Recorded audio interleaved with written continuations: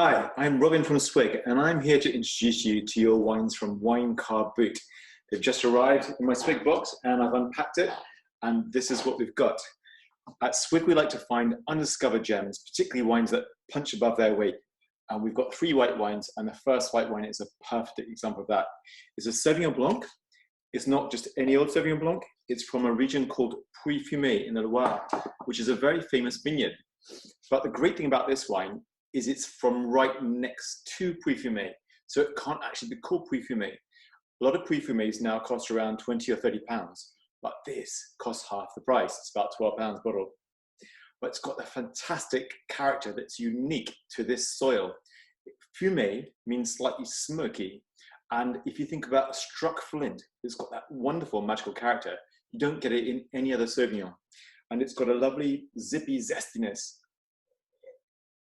which I love. And if you imagine having it with food, it'd be brilliant with salad with a bit of vinaigrette because it matches well with the vinegar, but also with a bit of fish, perhaps shellfish.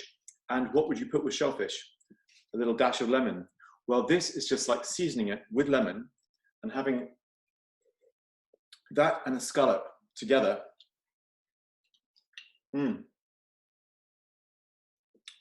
Is amazing. It works a treat.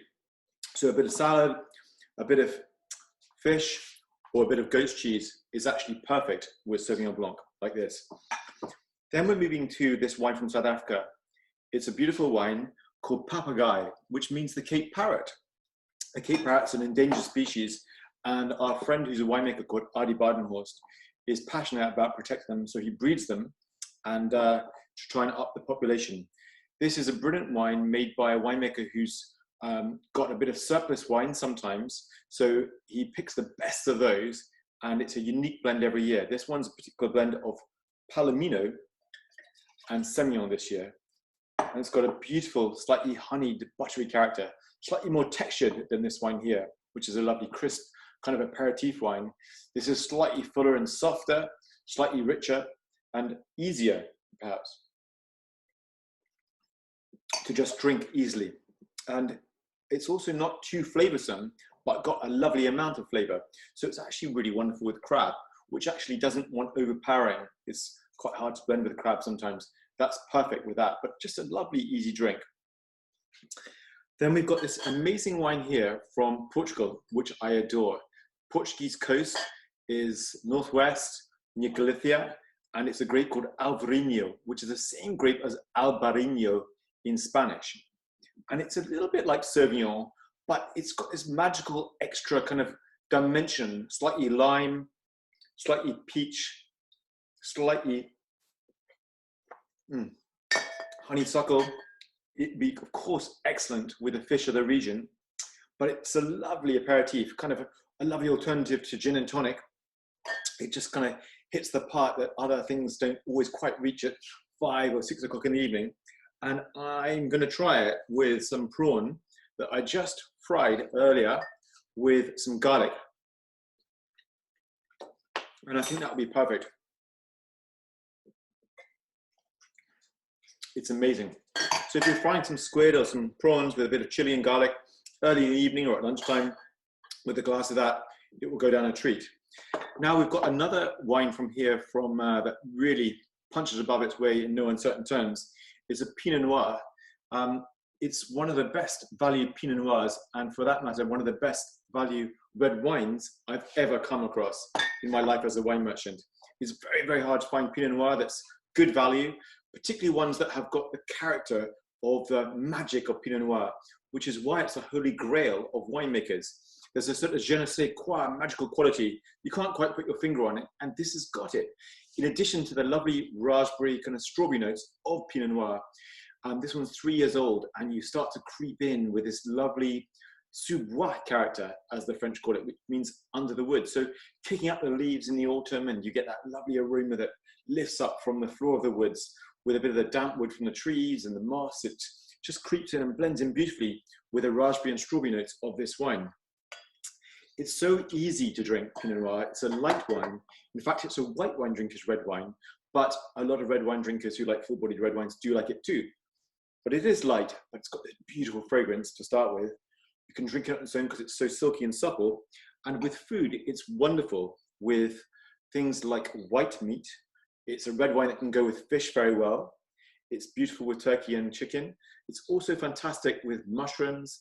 And so if you're having pasta or risotto with mushroom, a few herbs, it should be beautiful. And that's why I put this here, just to remind me of what it would be like, because I fancy a bit of this right now.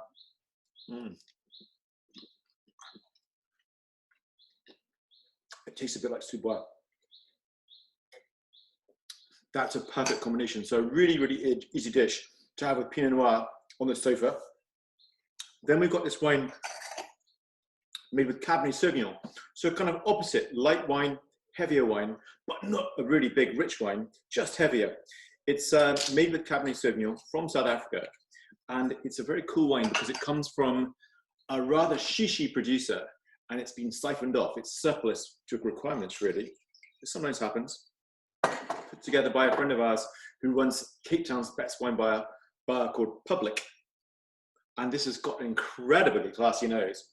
It's kind of like cocoa dusted blackcurrant with a bit of cedar and a bit of wood and a touch of spice, but very, very smart smelling. Beautiful wine. It's got a bit more tannin than this wine, so less easy to drink on its own, but I like it on its own. So if you have it on its own, you might have it with a bit of bread, a bit of cheese. Hard cheeses with this kind of wine is great. This is Manchego, so sheep's cheese is very good, cheddar, that kind of thing with red wine, more so than the soft cheeses like brie and things like that.